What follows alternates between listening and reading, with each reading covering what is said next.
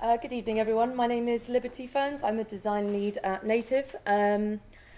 I work on quite a lot of, I work across the studio on many different types of projects, from automotive to kind of home entertainment and this kind of thing, but mainly on like strategic projects in the kind of medical space. I'm Kyle. I'm also a design lead at Native. I have a similar breadth of experience, but in medical, my experience has mostly been within tactical projects, carrying out strategic things and looking at new product opportunities. The first thing I like to say is we're not UX designers.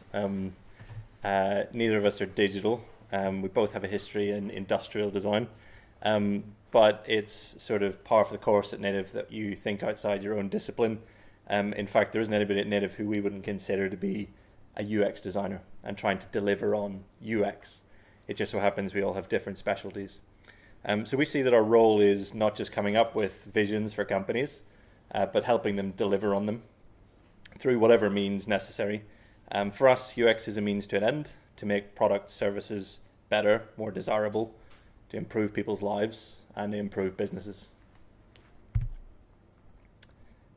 So UX as a discipline, as we've already seen, is kind of seen as the saviour of companies, and it's kind of why we're all here tonight. And everyone's talking about it and everyone's saying it's important, but do we actually know what it means? And I guess that's why we're here, is because we want to talk about what it means for us and what we do at Native. So we're here from Native, but we're going to talk about all of our own experiences as much as possible, because I think we believe what we do and we live it day in, day out. So the best experiences for us are not brand or product or experience. They're a perfect interweaving of the three. I can't name a good experience which is solely product, or a good experience that's solely brand, or is just an experience in itself. It always has to include all those three things. And whenever clients come to us asking for either a brand or a product, what they really want and what they're really after is a new experience, but they can't quite vocalize it. So we do it for a huge amount of brands, huge companies that you'll know very well, a lot of medical companies and a lot of companies we can't really talk about. The differentiator that we find and what we really get joy out of is the fact that we have never lost this art of making stuff. So any point in the process is a chance for prototyping, a chance for making. It enables you, to bring it back to UX, to experience things. There is no point doing anything unless you can experience it. If you can't experience it, you're just taking our word for the fact that it's good. Whereas if you can prototype and test things, you can see for yourself it's good or it's not, and as it sometimes turns out. Applies as much to the products that we're redesigning as well, and in the medical space especially, we are becoming human guinea pigs and testing these things on us to really understand what that is like, as close as the real thing. A little bit more on that later. So a lot of what we're going to talk about today is about Coloplast. So Coloplast are an intimate healthcare brand based in Denmark, and they design and manufacture products for people with intimate healthcare needs. So that is colostomy, continence care, and wound care products. And often what happens is, we're talking about people who may have had an accident or an operation. Maybe they've had cancer, and they will wake up from an operation and find that part of their intestine is now sticking out of their body, and they have to effectively poo into a bag every day for the rest of their lives. It might be children that have had an accident on a trampoline, or a guy that's fallen off a motorbike and is now paraplegic and has to self-catheterize every day. And the statistics are quite scary. So it's 1 in 3 people will use a product by Coloplast or similar to Coloplast. So that's either you or the person sat either side of you will use one of these products.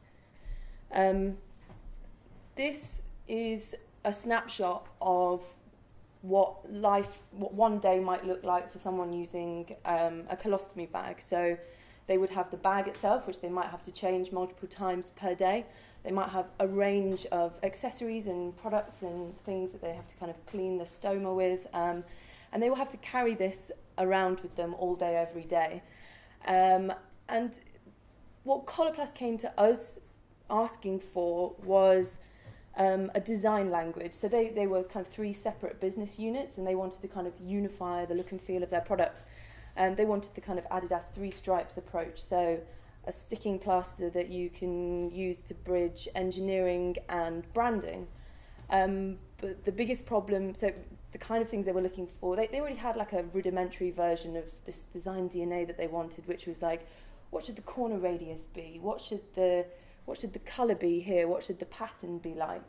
But there was a fundamental problem, which was the experience was broken. So the design was focused very much on technology and manufacturing rather than user needs and user experiences. So things were kind of unintuitive to open, things weren't signposted very well, and these were products that no one who was using them for the first time would have any knowledge of. So it was kind of a complete shock to most people. So they had great solutions to engineering problems, truly innovative, problem-solving ways of solving problems, but they'd really neglected to consider people at the heart of the equation. So convenience for manufacture was more important, and they were really putting designers at the end of a process. So they were using designers to kind of give a tick before manufacturing to say go, rather than putting them at the beginning of the process to ask, well, why? Who's this for? Is this actually what someone needs? And our job wasn't just to help them look good, but to be good. So we had to learn about our users, we had to go into their homes, we had to be able to really empathise with the situation that they found themselves in. So the job was actually initially much more about re-education, so it's more like a philosophy than a handbook. And what we created was a set of design behaviours that were unique to Coloplast, so this is for them, but I guess the perspectives from which they come are really interesting. So it's not a handbook to tell you, make it this corner radius or whatever. It's like, in what way should the management be thinking? How can I remember to think about the context around the products and not just designing the product itself? Yeah, is the user experience the most important thing that you're thinking about? Because if it's not a good user experience, there's barely any point in actually doing it apart from making money.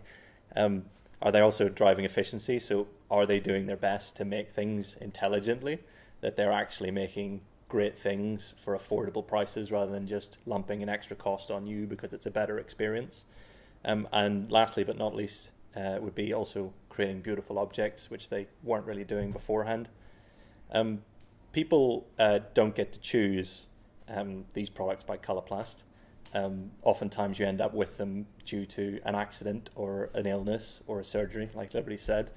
And the truth is that hero products that are used to save your life, get a huge amount of attention, care, respect. They're almost revered. And actually products like this don't seem to get the respect that they deserve. In a lot of ways, they are adding insult to injury. So you've had cancer, now you have to live with this for the rest of your life. It's rubbish. So bad, too bad you're alive. That was kind of the attitude. But in reality, that is the rest of your life kind of worth living if it's a really compromised product that you've got to use perhaps 6 times a day. You really have to think about the impact that has going forward, and it's not just enough for people to be here, but are they here meaningfully with products that they don't mind living with?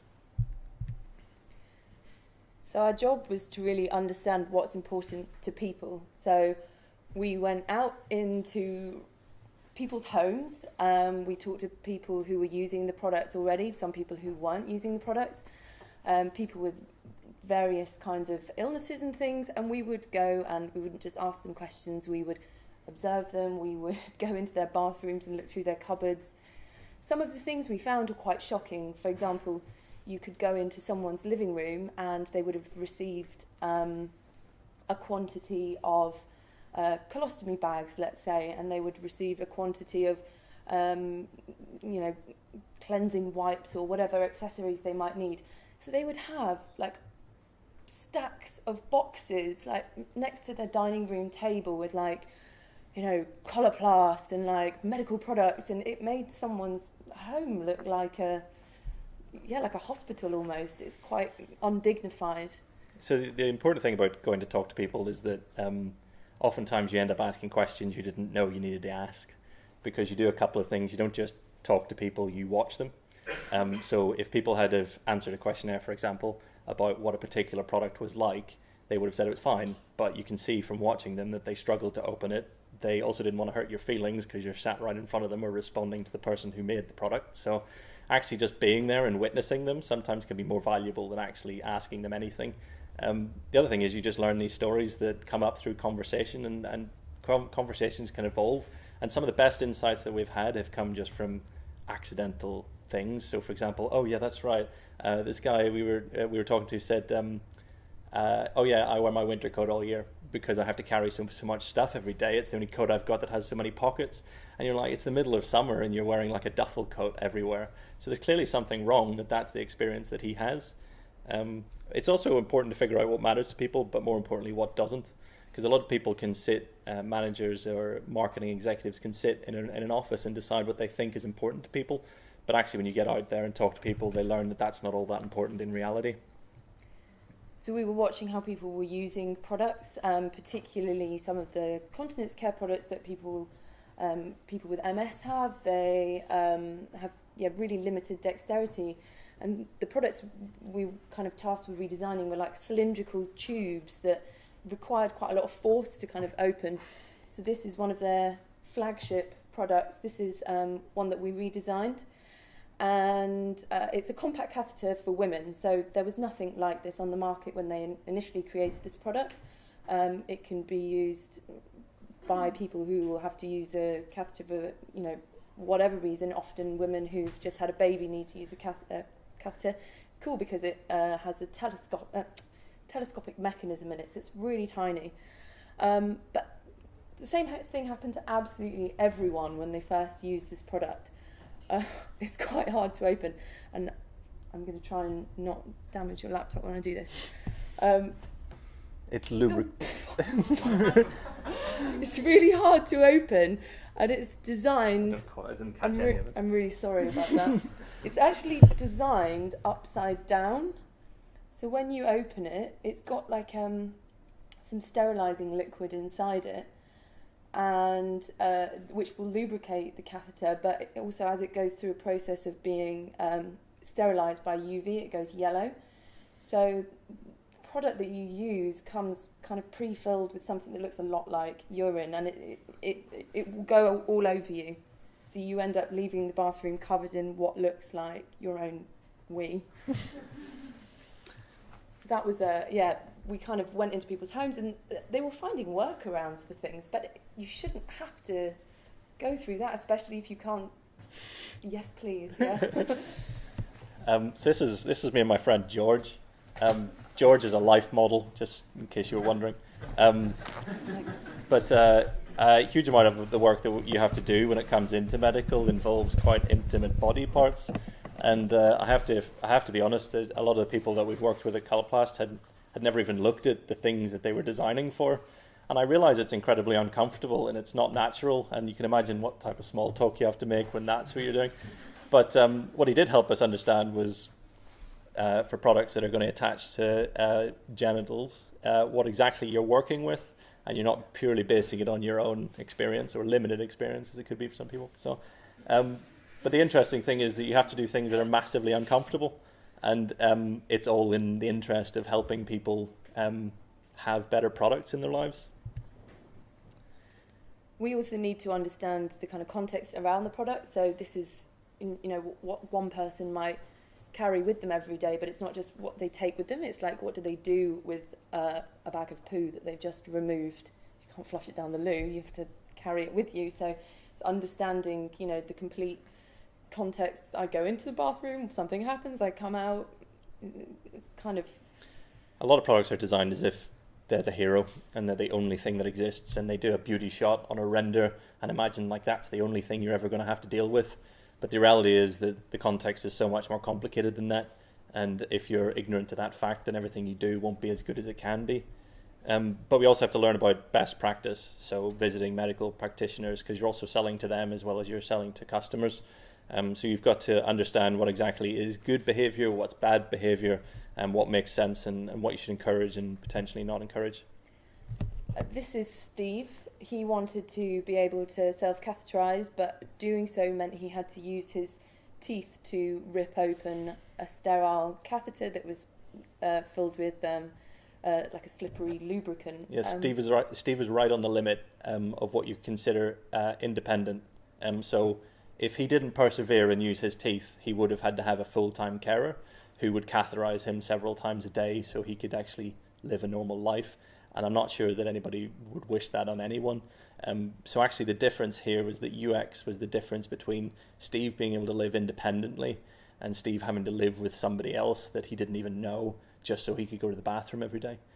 So it's incredibly important to realize that this isn't just UX because UX is great. It's UX because this is the end result. And if you don't do things like this that might be a little bit tricky, then Steve is going to have a much worse life as a result of it. So it's not just a case of solving mechanical problems. That's only part of the challenge. You have to address emotional needs, psychological needs, social needs. It's amazing how much of an impact material, size, shape, products can have positive or negative associations with people. What is it? So what we're all just trying to do is allow people with lifelong chronic conditions to live a normal life. So what does a normal life mean to us? It means a life without worry, a life without stigma, a life without hassle, generally trying to, as much as possible, restore dignity. So we've got some examples of some of the work that we've done previously, and we have some physical things to pass around as well. So this is an example of a project that we've done for Coloplast. This is a colostomy bag. This was the first time we'd come across the notion of pig skin. So it's kind of universally accepted that a Band-Aid is flesh colour. But whose flesh colour? Whose flesh colour is that? And these are products that are being sold all over the world, in India, in China, in Africa. I mean, it's insulting. So we basically set about trying to find. We went through a whole process of trying to find like what should this colour be, and we actually patented a colour that was invisible under clothes. But what it does is it stops it from looking like a weird flesh-coloured appendage and turns it into something that's much more like underwear. So we haven't just changed the colour, we've also changed the material from something crinkly like paper to something that's it's like fabric. So if you saw it under clothes, you'd just think it was a piece of clothing. It turns it from, say somebody was taking their sweater off and you managed to catch a glimpse of it, it goes from, oh, what's that weird thing hanging off them, to, oh, it's something medical, or it's underwear, or it's sports related. There's a whole other set of connotations to one object versus another. But the important thing is also to mention that these people also have normal lives. They go to the gym, they have sex, they go dating. These are all things that parts of their lives that will be impacted by products which don't have a well-considered user experience. The next product you saw slightly, but we'll talk through the new version. So yeah, like I said before, this was their kind of flagship product, but what we did was, I mean, the first thing we had to do was, from just a simple engineering challenge, was to flip the mechanism round so that you weren't opening it in a way that poured liquid all over yourself. So we changed the form to be triangular so that people with kind of limited dexterity could use their whole hands to open it rather than using their fingers. And it does all sorts of kind of cool things, like it connects to a urine bag now. I think the triangle shape is important because it doesn't roll off a table. It doesn't roll off a surface. So if you're using a public restroom and this accidentally rolls under the cubicle, you won't be, this won't, so you won't be embarrassed about that ever happening. And also, we were keen to play off some of the associations and positive associations with size and shape, so that if this tumbled out of a lady's purse, you wouldn't really notice. I mean, it doesn't try to pretend to be mascara, but it could blend in with cosmetic products. So it's just understanding what its context is to know what's best. And it doesn't obviously look like such a medical product. And it's also, once you've opened it, you can also close it again so you can dispose of it because it's all covered in urine after that point. So this is a male catheter, but it just goes back to that point of considering the context. So it's important that whenever you catheterize, you keep it as clean as possible. As any men will know, there's not that many surfaces available in a men's bathroom to set stuff down on. And even if there were, would you really want to set stuff down on it?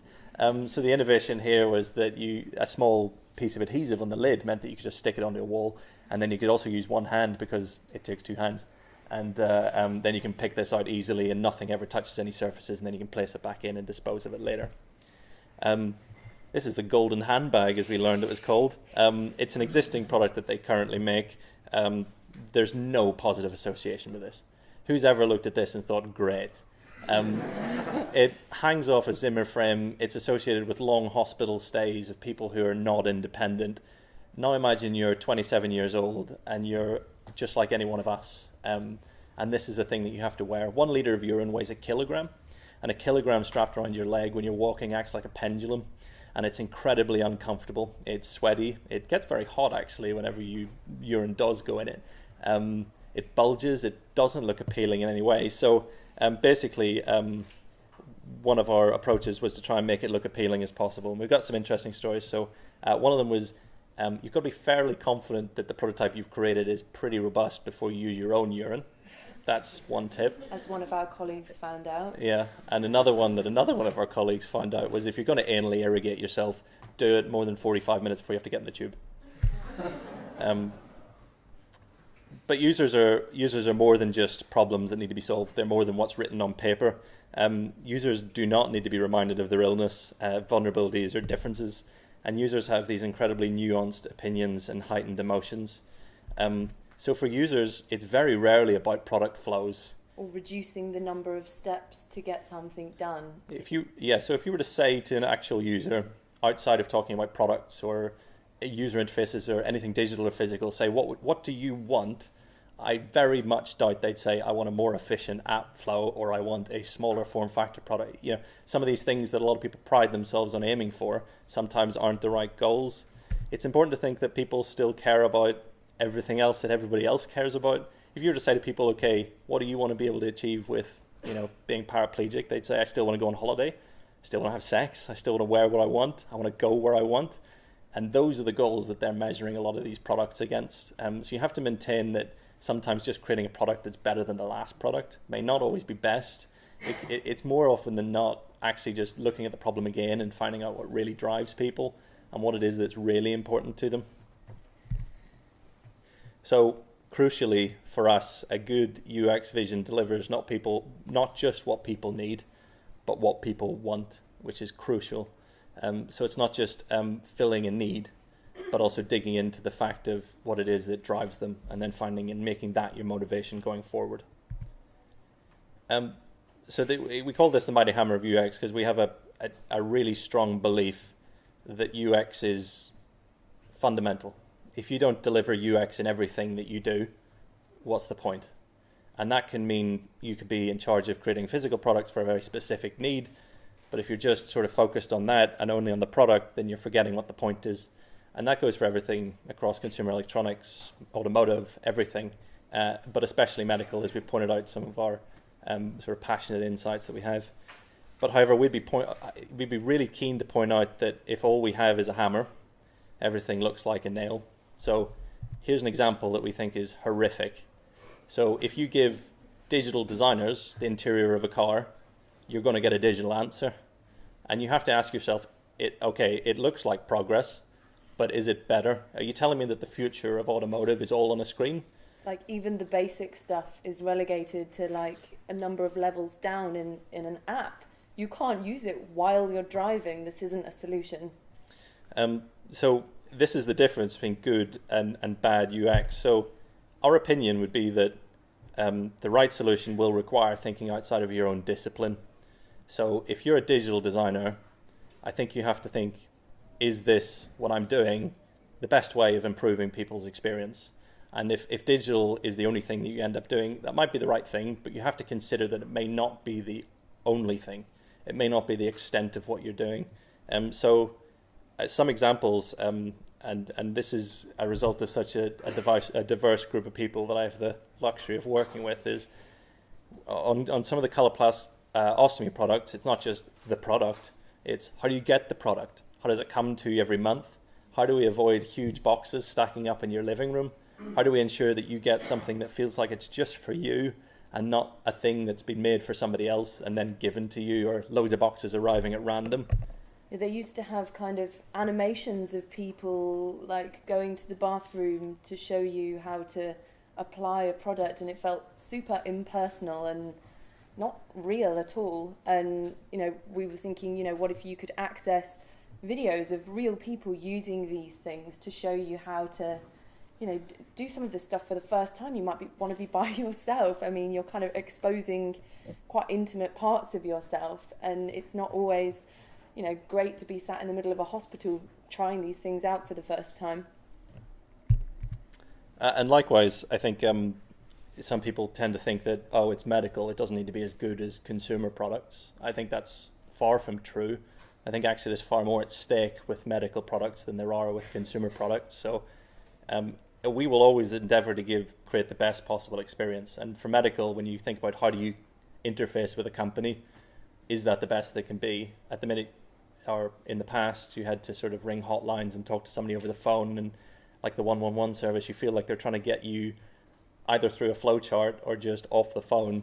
And reality, people are used to interfacing with companies in so many different ways now that's a huge opportunity for these companies, and also a huge opportunity to build loyalty with customers as well, because that's important to both sides too. So to see the vision through, you need more than the UX team. This is a photograph I took early on this year.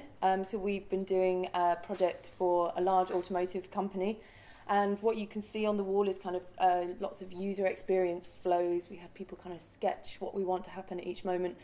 But the point is that, this was the first meeting that we took our kind of vision to the R&D department. So this guy, I think we must have talked about 2 of the red dots on the wall, and he had his head in his hands. And the big companies are not set up for solving problems in this way. His biggest concern, he was absolutely terrified, but it's really, really hard. It means completely rethinking about how he does his job. He's been making cars for the last 30 years in a specific way. In the last 5 years, that's suddenly been all thrown up in the air, and everything has the potential to change. And this is the face of a man who knows he's got a lot of work to do just as he's getting ready for retirement. But the key thing here is that everything we did means nothing unless we get Dirk there on board, and Dirk's our way through. And so a huge point of the UX is not actually just dreaming it up. We'll be honest, that's quite easy. The hard part is getting it through people like this, who brains are wired in different ways, don't share your values, and just don't appreciate what you're trying to do. He sees us as causing him a lot of extra pain, but in reality, all we want to do is give them the best product possible. So yes, outcome is easy, isn't? None of it is. If you want to make it real, it's going to be really, really difficult. And what we'd say is, don't assume that you've spelled out a great UX and then you take it to the people responsible for carrying it on and they don't get it. You think that's your fault.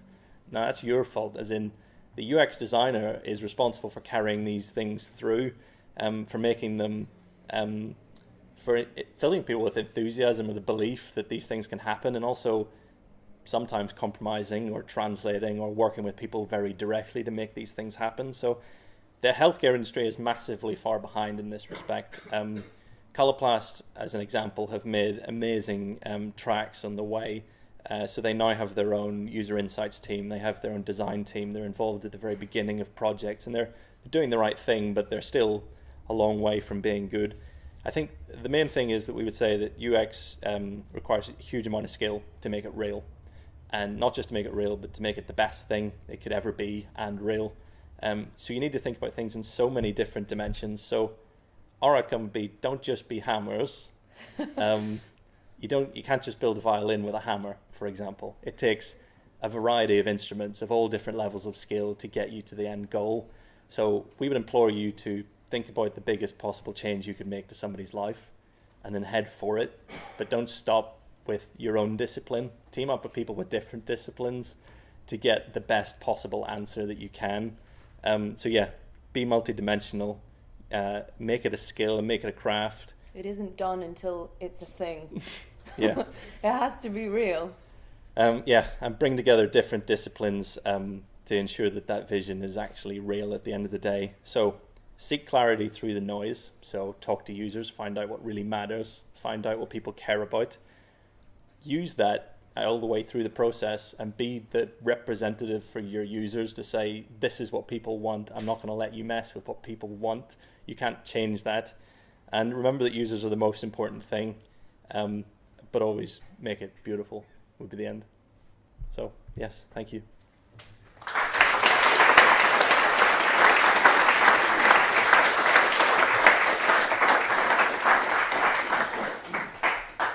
Any questions? Right back, yeah, a question. These physical products that you showed us, they look really good, but they also look much more expensive than the old ones. Aha. How did you manage to get the client? It's an interesting question. We have to work within constraints called cost index 100, so it has to fit into a category. A lot of what you've seen, it doesn't, innovations such as, you know, the urine bag which you saw, it doesn't change anything other than the tool that is used to press those parts together. It's free. And those, I mean, that's what's really exciting about what we do, is that we can apply the same level of thinking that we would do for all different industries to something that has to cost exactly what it costs today. I'm not going to lie, certain things, new products, they're given a very small margin in the first year, but by the second year they have to cost exactly the same. Mm-hmm. So it's a huge challenge, and it's what we thrive on. So the color of the fabric is, there's no significant has to be any increase. color. It's some color, so. Yeah, so the color's fine, and the shape is free as well. I imagine that part of the reason why medical products or medical firms are slightly behind in terms of UX and addressing what the users need or want, rather, is because there's less competition, and that they're actually onto a good thing as long as they've got their supply chain to the right people. How is that correct, or am I oversimplifying it? There's a couple of things. How is that now changing if the market is still? So when you say if you were to ask a doctor what a good product is, compliance is one of the most important things. The mental well-being of their patients is another thing. So if they can get a product which costs similar amount of money, but is more likely to be complied to and more likely to make somebody happy, they're going to go for it. So they do have a competitive advantage in that respect over whatever other brands they might have. The other thing that we keep hearing about, but is slower than we imagined, was consumerization of medical care, where a lot of people are then put in charge of the money that they have to buy the products that they want, and then they can make the decisions. Because we've also found that a lot of users will put in significantly more research time than a medical professional even has, and so they can find things that doctors just don't have even knowledge of, and then they're put in charge of how that money can be spent. So that's another movement that we see that is incredibly important, and a reason why Coloplast are keen to get on a user-centered approach, because it's less about convincing physicians and more about convincing users of the benefit. I'm going to finish it there. I think our presenters are sticking around at the end, so if you've got more questions for them, then do feel free to ask them. But just your hands together for everyone who's spoken tonight. Thank you very much.